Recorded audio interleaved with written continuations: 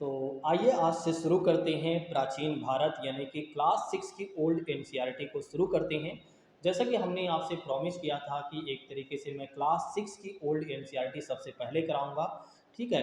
तो साथ ही साथ मैं ये भी कहना चाहूँगा जो हमारे नए साथी हैं वे ज़रूर चैनल को ज्वाइन कर लें, क्योंकि पूरा कंप्लीट कोर्स करवाया जाएगा। ठीक है। और साथ ही साथ ये भी बात कर लेते हैं कि जो हमारे नए साथी हैं वे दूसरों को भी शेयर कर देंगे।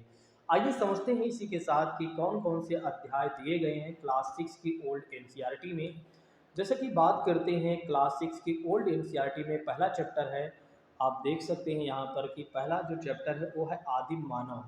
तो पहले हम बात करेंगे कि एक तरीके से जो हमारा पहला चैप्टर होगा वो आदिम मानव वाला चैप्टर होगा, यानी कि आदिम मानव की बात करते हैं।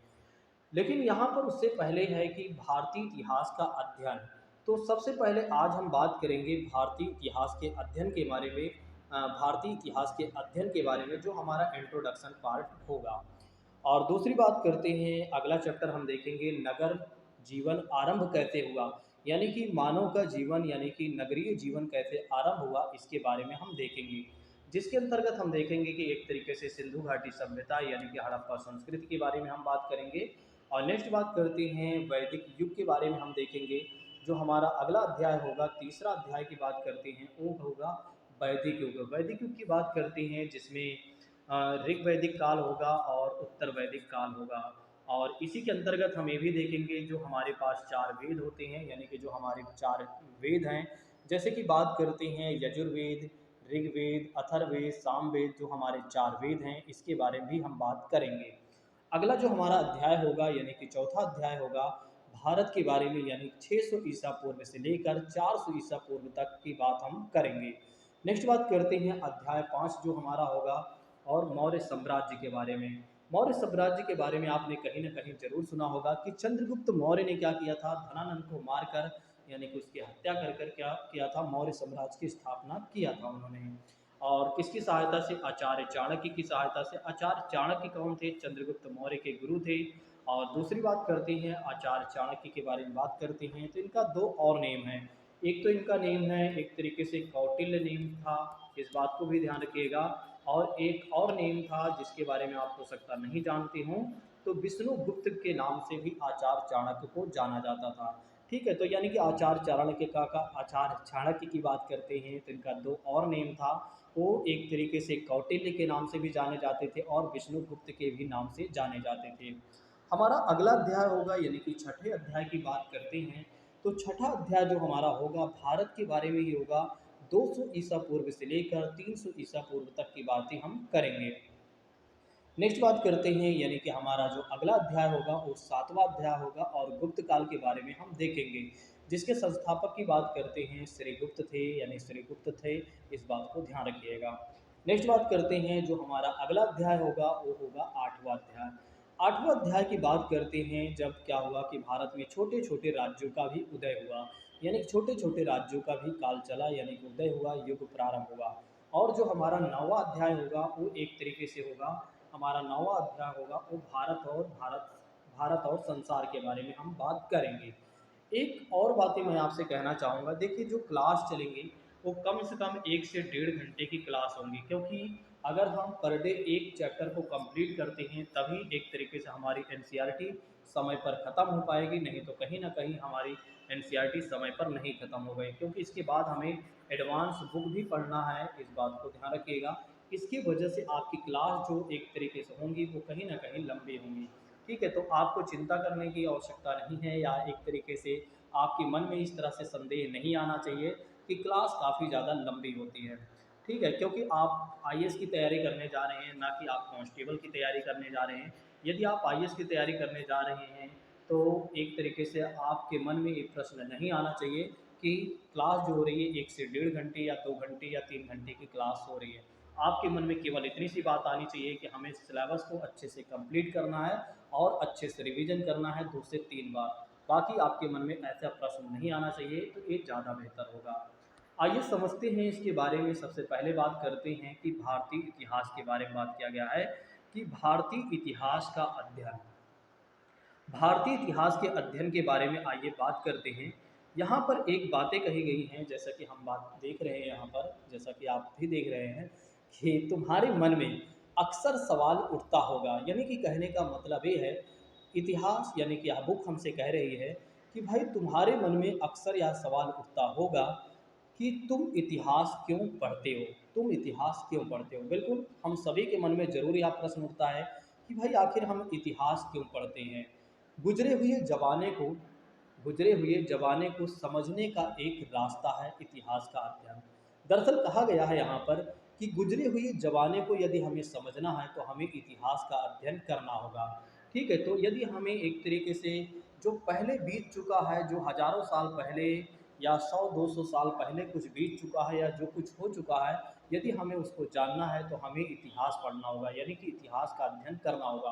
क्योंकि भाई हमारा जो एक तरीके से समय है, हम अभी हाल फिलहाल में जन्म भी लिए हैं, या एक तरीके से कह सकते हैं कि हमारी उम्र इतनी नहीं हो सकती कि एक तरीके से हम बहुत पहले से चले आ रहे हैं और बहुत पहले तक जिए भी। ठीक है, तो उसके लिए हमें कहीं ना कहीं इतिहास पढ़ना होगा, और इतिहास ही हमें बता सकता है कि इसके पहले क्या हुआ था, यानी कि मानव कैसे रह रहा था, या मानव का जीवन कैसे था, या मानव की जीवन की प्रक्रिया कैसे प्रारंभ हुई थी। यदि हमें ये सब जानना है, या भारत में एक तरीके से कैसे क्या क्या हुआ था, किसने राज किया था और क्या क्या हुआ था, यदि हमें ये सब जानना है तो हमें इतिहास को पढ़ना होगा। नेक्स्ट बात करते हैं, इतिहास हमें यह समझाने का प्रयास करता है। देखिए इतिहास क्या करता है, हमें यह समझाने का प्रयास करता है कि हमारे पूर्वजों का जीवन किस तरह से था। मतलब हमारे जो पूर्वज थे, जो हम हमारे जो पूर्वज थे, जैसे कि भाई मानव हम हैं तो हमारे जो भी हमारे मानव, जैसे हम मानव हैं तो हमारे जो पूर्वज थे, ठीक है, उनका जीवन किस तरह से था और उन्हें किन दिक्कतों का सामना करना पड़ता था। नेक्स्ट बात कही जा रही है कि उन्हें किन दिक्कतों का भी सामना करना पड़ता था, और वे उन दिक्कतों को किस प्रकार से हल करते थे। बिल्कुल ये बातें हमें समझना होगा, और हम तभी समझ पाएंगे जब हम इतिहास पढ़ेंगे। जब हम इतिहास पढ़ेंगे तभी हम समझ पाएंगे कि हमारे पूर्वज कैसे थे, किस तरह से उनका जीवन था, और किस तरह की समस्याओं का उन्होंने सामना किया, और कैसे उन समस्याओं का समाधान भी वे करते थे। नेक्स्ट बात करते हैं, अतीत को जानना तुम्हारे लिए अत्यावश्यक है, यानी कि यहाँ कहने का मतलब ये है, अतीत को जानना हमारे लिए अति आवश्यक है या अत्यावश्यक है, मतलब बहुत ज़्यादा ज़रूरी है। क्योंकि तभी तुम आज के भारत की परिस्थिति को बेहतर ढंग से समझ सकते हो। यानी कि यदि आज के भारत को समझना है तो हमें इतिहास जानना होगा, हमें अतीत के बारे में जानना होगा, हमें पास्ट के बारे में जानना होगा। तभी हम समझ पाएंगे एक तरीके से भारत के बारे में। यानी कि भारत की परिस्थितियों को यदि हमें बेहतर ढंग से समझना है तो उसके लिए हमें अतीत को तो जानना ही होगा, यानी कि हमें इतिहास को तो जानना होगा। ठीक है, तो मुझे लगता है आप लोगों को समझ में आ रही होगी सारी बातें। यदि समझ में आ रहा है तो एक बार ज़रूर कमेंट कर दीजिएगा। नेक्स्ट बात करते हैं, तभी तुम अपने देश की कहानी तभी तुम अपने देश की कहानी मालूम तुम्हें अपने देश की कहानी मालूम होगी। और इस कहानी की शुरुआत की बात करते हैं, इस कहानी की शुरुआत तो बहुत साल पहले ही हो गई, यानी कि सदियों पहले यह कहानी शुरुआत हो गई थी दोस्तों। ये आज की कहानी नहीं है, बल्कि बहुत साल पहले ये कहानी शुरू हो गई थी। सॉरी। नेक्स्ट बात करते हैं, अब इतिहास के अध्ययन का तरीका कुछ बदल गया है। देखिए पहले क्या होता था, इतिहास का जो अध्ययन का तरीका कहीं ना कहीं कुछ अलग हुआ करता था, लेकिन आज का जो दौर है वो इतिहास का अध्ययन का तरीका पूरी तरीके से बदल दिया गया है, यानी कि बदल गया है। जैसे पहले किस तरह से इतिहास का अध्ययन किया जाता था, आइए समझ लेते हैं। देखिए पहले इतिहास में ज़्यादातर तारीखों और घटनाओं की बारे में ही जानकारी हुआ करती थी, यानी कि राजनीतिक घटनाओं के बारे में ही ज़्यादातर जानकारी हुआ करती थी, और बाकी कुछ नहीं उसमें होती थी। यानी कि कहने का मतलब ये है, जो राजनीतिक घटनाएं हुआ करती थी उन्हीं सारी चीज़ों को एक तरीके से इतिहास में दर्ज किया जाता था, बाकी और अन्य परिस्थितियों के बारे में दर्ज नहीं किया जाता था, या अन्य चीज़ों के बारे में इतिहास में नहीं दर्ज किया जाता था। नेक्स्ट बात करते हैं, अब इतिहास का क्या दायरा है। तो अभी आपने समझा कि पहले इतिहास का अध्ययन, मतलब पहले इतिहास का अध्ययन किन आधारों पर किया जाता था, और अब इतिहास का अध्ययन किन आधारों पर किया जाता है, आइए समझते हैं। देखिए बात करते हैं, अब इतिहास का जो दायरा है वो बड़ा हो गया है, यानी कि विस्तृत हो गया है, अब ब्रॉड हो गया है एक तरीके से इतिहास का अध्ययन। ठीक है, अब इतिहास में जीवन के अनेक पहलुओं को शामिल किया जाने लगा है। यानी कि अब इतिहास में जीवन के अनेक पहलुओं को शामिल किया जाने लगा है कि भाई एक तरीके से जैसे कि बात करते हैं, अगर किसी समाज के बारे में बात करते हैं, मान लीजिए अगर हम एक एग्जांपल ले लेते हैं कि 100 साल पहले इतिहास में क्या हुआ होगा या 100 साल पहले कैसे लोग रह रहे थे। यानी कि कहने का मतलब ये है कि अब इतिहास में उन सारी चीज़ों को शामिल किया जाने लगा है कि यानी कि 100 साल पहले लोगों का जीवन कैसे था, उनका सामाजिक जीवन कैसे था, उनका राजनीतिक जीवन कैसे था, ठीक है, एक तरीके से उनका कल्चर यानी संस्कृति कैसी थी, यानी कि खाना पीना, खान पियन और रहन सहन कैसे हुआ करता था। ठीक है, तो अब इतिहास में सारी चीज़ों को एक तरीके से शामिल किया जाने लगा है। पहले केवल और केवल एक तरीके से इतिहास में केवल राजनीतिक घटनाओं को ही शामिल किया जाता था, लेकिन वर्तमान में क्या कर दिया गया है कि एक तरीके से इतिहास में जीवन के अनेक पहलुओं का समावेशन किया जाने लगा है। ठीक है, मुझे लगता है कि आप लोगों को बेहतर तरीके से सारी चीज़ें समझ में आ रही हैं। यदि समझ में आ रही हैं तो आप कमेंट और लाइक ज़रूर करते चलें। अगली बात करते हैं कि जीवन के विविध अंगों के अध्ययन को ही क्या कहा जाता है, संस्कृति कहा जाता है। मुझे लगता है कि आप लोगों को ये परिभाषा नहीं पता थी। अब मुझे लगता है कि आप लोगों को यह परिभाषा बिल्कुल एक तरीके से क्लियर हो गई है। तो जीवन के विविध अंगों के अध्ययन को ही क्या कहा जाता है, संस्कृति कहा जाता है, यानी कि कल्चर कहा जाता है। और नेक्स्ट बात करते हैं, एक जमाना था जब यह समझा जाता था, एक जमाना था जब समझा जाता था कि कला, स्थापत्य, साहित्य और दर्शन से संबंधित जानकारी ही संस्कृति में हुआ करती थी। देखिए, पहले क्या होता था, जो हमारा कल्चर हुआ करता था, उसमें केवल उन्हीं चीज़ों को शामिल किया जाता था, जैसे कला से संबंधित यानी आर्ट से संबंधित बात करते हैं, स्थापत्य से संबंधित बात करते हैं और साहित्य से संबंधित बात करते हैं या दर्शन से संबंधित जानकारी को ही संस्कृति में रखा जाता था, यानी कि संस्कृति में अध्ययन किया जाता था। लेकिन अब संस्कृति में भी एक तरीके से बदलाव हो गया है। अब संस्कृति में क्या किया जा रहा है, यानी कि कल्चर में समाज की सभी गतिविधियों का समावेशन होने लगा है। अब अगर देखा जाए तो संस्कृति में समाज की सभी गतिविधियों का समावेशन किया जाने लगा है, मतलब सब कुछ कल्चर में अब शामिल किया जाने लगा है। पहले ऐसा नहीं हुआ करता था। पहले केवल और केवल कल्चर में एक तरीके से कला, स्थापत्य और साहित्य और दर्शन से संबंधित ही जानकारी को शामिल किया जाता था, लेकिन वर्तमान में क्या कर दिया गया है, वर्तमान के कल्चर में क्या हो गया है, समाज की जितनी भी गतिविधि हो रही है, सारी गतिविधि को कल्चर में जोड़ दिया गया है। इस बात को जरूर ध्यान रखिएगा। नेक्स्ट बात करते हैं, इसलिए इतिहास में अब समाज केवल उच्च वर्गों को ही नहीं, इतिहास में अब समाज के केवल उच्च वर्गों के ही नहीं बल्कि समाज के सभी स्तरों के समुदायों का अध्ययन किया जाने लगा है। देखिए, पहले क्या होता था, इतिहास में केवल उन्हीं लोगों के बारे में दर्ज किया जाता था जो उच्च वर्ग के लोग हुआ करते थे, जो हाई क्वालिटी के लोग हुआ करते थे। लेकिन अब क्या कर दिया गया है, चाहे वो हाई क्वालिटी के यानी कि उच्च वर्ग के लोग हों, चाहे एक तरीके से या हाई सेक्शन के लोग हों या एक तरीके से निम्न सेक्शन के लोग हों, सभी के बारे में एक तरीके से इतिहास में लिखा जाता है। यानी कि कहने का मतलब ये है कि सभी स्तरों के समुदायों का अध्ययन अब किया जा रहा है। नेक्स्ट बात करते हैं, अब इतिहास में राजाओं और राजनीतिज्ञों के अलावा सामान्य लोगों के भी बारे में जानकारी रहती है। देखिए, पहले क्या होता था, एक तरीके से इतिहास में केवल उन्हीं लोगों की बातें शामिल की जाती थी जो एक तरीके से राजा महाराजा हुआ करते थे या जो राजनीतिज्ञ लोग हुआ करते थे, उनके बारे में ही जानकारी हुआ करते थे। लेकिन अब क्या कर दिया गया है, इतिहास में सामान्य लोगों की भी जानकारी रखी जाने लगी है। यानी कि जो सामान्य लोग हैं उनके बारे में भी जानकारी इतिहास में रखी जाने लगी है, यानी कि शामिल किया गया है। जैसे कि हम सब लोगों के भी बारे में जानकारी कहीं ना कहीं एक तरीके से इतिहास में दर्ज की जाएंगी। नेक्स्ट बात करते हैं, जिन्होंने इतिहास के बारे में योगदान दिया है। देखिए, एक तरीके से जो सामान्य वर्ग के लोग हैं, इन्होंने भी इतिहास को बनाने में कहीं ना कहीं योगदान दिया है। क्योंकि आप सोचिए एक बार, अगर राजा उसे ही माना जाएगा जब उसके पास प्रजा होगी, सोचिए एक बार, राजा उसे ही माना जाएगा जब उसके पास प्रजा होगी। राजनीतिज्ञ व्यक्ति यानी कि नेता तभी माना जाएगा जब उसके पास जनता होगी। जनता ने यदि उस व्यक्ति को चुना है तभी तो माना जाएगा एक तरीके से कि भाई वो राजनीतिक व्यक्ति है। ठीक है, अब सोचिए कि जब ये दो लोग हैं, यानी कि राजा की ही बातें शामिल की जाएंगी, राजा, फिर हम कैसे मानेंगे कि वहाँ का समाज कैसे था, मतलब हम कैसे मानेंगे कि एक राजा किस तरह से न्याय करता था। हम कैसे मानेंगे एक एक नेता एक तरीके से लोगों के साथ कैसे न्याय करता था, कैसे एक तरीके से उनकी सेवा करता था। जब हम एक तरीके से उन लोगों के भी बारे में जानेंगे जिनके बारे में राजा न्याय करता था या अन्याय करता था, या राजनीतिक के व्यक्ति यानी कि जो नेता होते हैं वे एक तरीके से वहाँ के लोगों की सेवा करते थे या नहीं करते थे, यानी कि वहाँ पर काम करते थे या नहीं।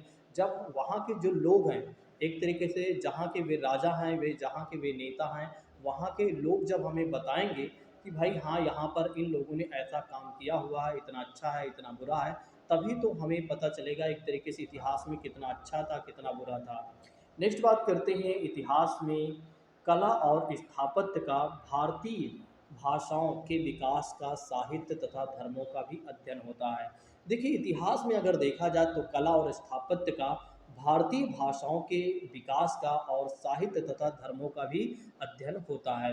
नेक्स्ट बात करते हैं, अब हम केवल यह नहीं देखते हैं कि समाज के कुलीन वर्गों में क्या होता था। देखिए अब हम केवल ये नहीं देखते हैं कि केवल और केवल एक तरीके से जो कुलीन वर्ग के लोग होते थे, जो बड़े वर्ग के लोग होते थे, उन्हीं के यहाँ कैसे होता था। मतलब एक तरीके से केवल हम समाज के बड़े वर्ग के लोग के बारे में ही नहीं जानकारी रखते, बल्कि अब एक तरीके से क्या हो गया है, निचले स्तरों के लोगों के कार्यों और रुचियों के भी बारे में हम जानने का प्रयास करते हैं। यानी कि पहले क्या होता था कि एक तरीके से कहीं न कहीं हमारे मन में ये आता था कि भाई जो बड़े वर्ग के लोग थे उनका जीवन कैसे था।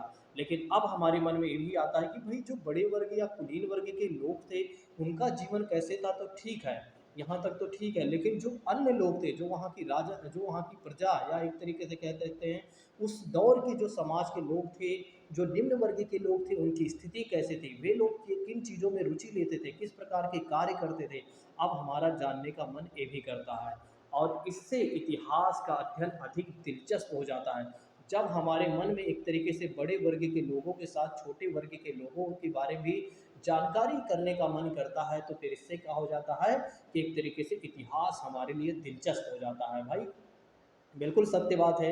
जब हम ये जानेंगे कि वहाँ पर कितना अच्छाइयाँ हो रही थी, यानी कि उस समय उस वहाँ पर कितनी अच्छाइयाँ हो रही थी और उस समय कितना वहाँ पर बुराइयाँ थी, कितने ऐसे वर्ग के लोग थे जो बड़े वर्ग के लोग थे, कितने छोटे वर्ग के लोग थे। उन दोनों लोगों में यानी कि उन दोनों समाज में अगर देखा जाए या दोनों तरह के लोगों में किस प्रकार से समन्वय हुआ करता था, किस प्रकार से वे चलते थे, किस प्रकार से एक दूसरे से उनका संबंध था, तभी तो एक तरीके से इतिहास पढ़ने में हमें मज़ा आएगा। अगर हम एक वर्ग के बारे में जानेंगे तो क्या मज़ा आएगा, वहाँ पर एक वर्ग के बारे में केवल अच्छाइयाँ लिखी होंगी। क्योंकि भाई आप सोचिए एक बात कि एक तरीके से बात करते हैं वहाँ के जो बड़े वर्ग के लोग होंगे, जो एक तरीके से ऐसे आप समझ लीजिए, जैसे मान लीजिए अभी वर्तमान में अगर देखा जाए, जैसे मान लीजिए देखिए केवल एग्जाम्पल है, ठीक है, कोई ये नहीं कहेगा मैं किसी पार्टी की बुराई कर रहा हूँ। जैसे कि मान लेते हैं अभी जो बीजेपी की सरकार है, ठीक है, अभी बीजेपी की सरकार है। अब अगर यहाँ कोई इतिहास लिखेगा, अगर कोई इनका आदमी इतिहास लिखेगा तो सारी बड़ाइयाँ इनके बारे में लिखेगा, ठीक है। और अगर यहाँ पर कोई दूसरे कांग्रेस की सरकार होगी तो इनके जो इनका आदमी जो लिखेगा एक तरीके से इतिहास में वो इनकी बड़ाइयाँ लिखेगा, इनकी बुराइयाँ दोनों की नहीं लिखेगा, तो फिर इससे मज़ा नहीं आएगा। ठीक है, तो एक ऐसा इतिहासकार हो जो सभी के बारे में अच्छाइयाँ और बुराइयाँ ज़रूर लिखे। और यहाँ पर मोदी जी ही क्या कर रहे थे ये मायने नहीं रखता है, बल्कि एक तरीके से मोदी जी के साथ साथ यहाँ की प्रजा जो है वो कैसे काम करती थी, कैसे चलती थी, कैसे सारी चीज़ें हुआ करती थी, ठीक है, तो वे भी मायने रखता है। तभी तो हमारे जो जो भविष्य में आने वाले जो हमारे लोग हैं, मतलब कहने का मतलब ये है जो हमारा भविष्य है, जो आने वाले लोग हैं, मतलब तो उनको इतिहास के बारे में पता चलेगा, तभी तो उन्हें मज़ा आएगा कि भाई वाक़ई में ऐसा हुआ था। ठीक है, यानी कि अच्छाइयाँ और बुराइयों के बारे में। नेक्स्ट बात करते हैं हम अपने समाज को काफ़ी बेहतर ढंग से हम अपने समाज को काफ़ी बेहतर ढंग से समझ सकते हैं, हम अपने समाज को काफ़ी बेहतर ढंग से समझ सकते हैं। और कुलीन और सामान्य स्तरों के जिन लोगों से हमारा समाज बना हुआ है, जिन लोगों से हमारा समाज बना हुआ है, हम अपने इतिहास को बेहतर तरीके से समझ सकते हैं। अभी वे सभी आरंभ में भारत के मूल निवासी नहीं थे। देखिए जो हमारा समाज बना हुआ है वे सभी लोग भारत के मूल निवासी नहीं थे। आज आपको बहुत नई जानकारी होने जा रही है, इस बात को जरूर ध्यान रखिएगा। जो एक तरीके से अगर देखा जाए जो भारत का समाज बना हुआ है, जो कुलीन और सामान्य स्तर के लोगों की वजह से क्या हुआ है हमारा समाज बना हुआ है, वे सारे लोग भारत के मूल निवासी नहीं थे। उनमें से कुछ ऐसे लोग थे जो भारत से बाहर भी आए थे, यानी कि भारत के बाहर से भी आए, सॉरी मतलब विदेशों से भी कह सकते हैं, ऐसे आप समझ लीजिए। यानी कि एक तरीके से वे भारत के नहीं थे, वे किसी अन्य देश से भारत में आए थे।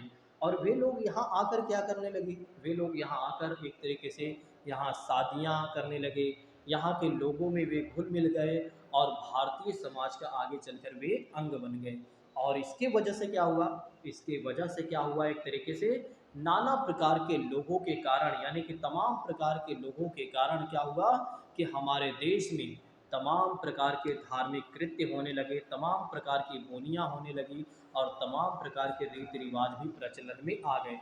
तो मुझे लगता है कि आज आप लोगों को पहली बार ये सारी चीज़ें पता चल रही होंगी कि भारत इतना डाइवर्सिटी वाला देश कैसे बन गया, भारत इतना विविधता वाला देश कैसे बन गया, जहाँ पर तमाम प्रकार की जातियाँ, धर्म, समुदाय के लोग, तमाम प्रकार की बोली के लोग यहाँ पर रह रहे हैं। तो इसके पीछे का मूल कारण ये है कि भारत के लोग तो भारत में रह ही रहे थे और भारत से बाहर के भी लोग क्या हुए, यानी कि जो अन्य देश के लोग थे वे भी भारत में आकर रहने लगे। और जब वे लोग यहाँ पर रहने लगे तो जब वे लोग आए तो वे भी कोई ना कोई बोली लेकर आए होंगे, कोई ना कोई भाषा लेकर आए होंगे, कोई ना कोई कल्चर लेकर आए होंगे। और जिसकी वजह से क्या हो गया, वहीं पर ये लोग रहने लगे और जिसकी वजह से क्या हो गया कि भारत एक विविधता वाला देश बन गया, भारत एक विविधता वाला राष्ट्र बन गया।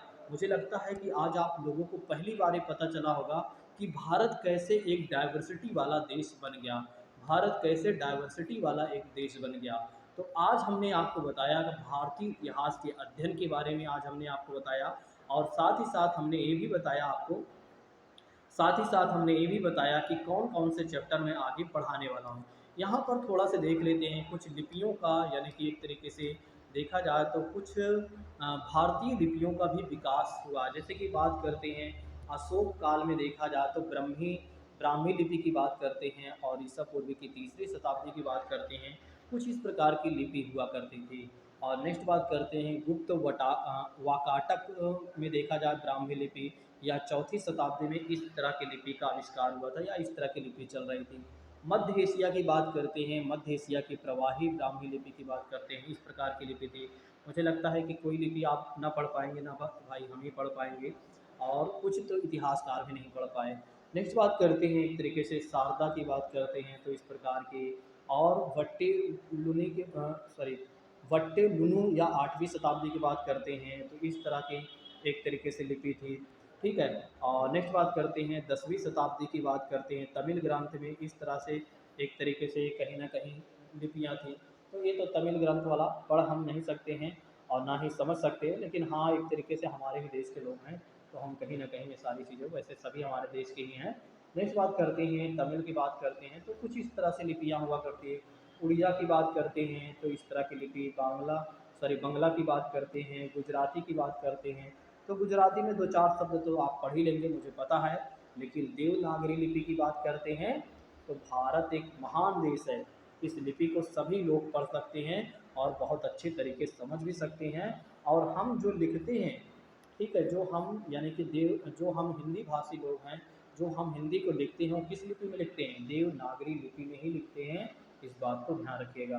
तिब्बती लिपि का आविष्कार हुआ, कुछ इस तरह से आप देख सकते हैं। तो आज हमने चर्चाएं किया कि एक तरीके से कौन कौन से हम चैप्टर आगे पढ़ने वाले हैं, और साथ ही साथ हमने ये भी बात किया कि भारतीय इतिहास का अध्ययन हमें क्यों करना चाहिए, यानी इतिहास हमें क्यों पढ़ना चाहिए। ठीक है, तो इसके बारे में हमने बात कर लिया। बिल्कुल, इतिहास के बिना तो कुछ भी नहीं संभव है आगे। ठीक है, इतिहास से तो हम अपने जीवन को आगे बढ़ाते हैं, क्योंकि तभी तो हम एक तरीके से मोटिवेट होते हैं कि पहले ऐसा हुआ करता था। ठीक है, चलिए आज की क्लास को यहीं पर स्थगित करते हैं। Thank you so much. जय हिंद दोस्तों, take care all of you.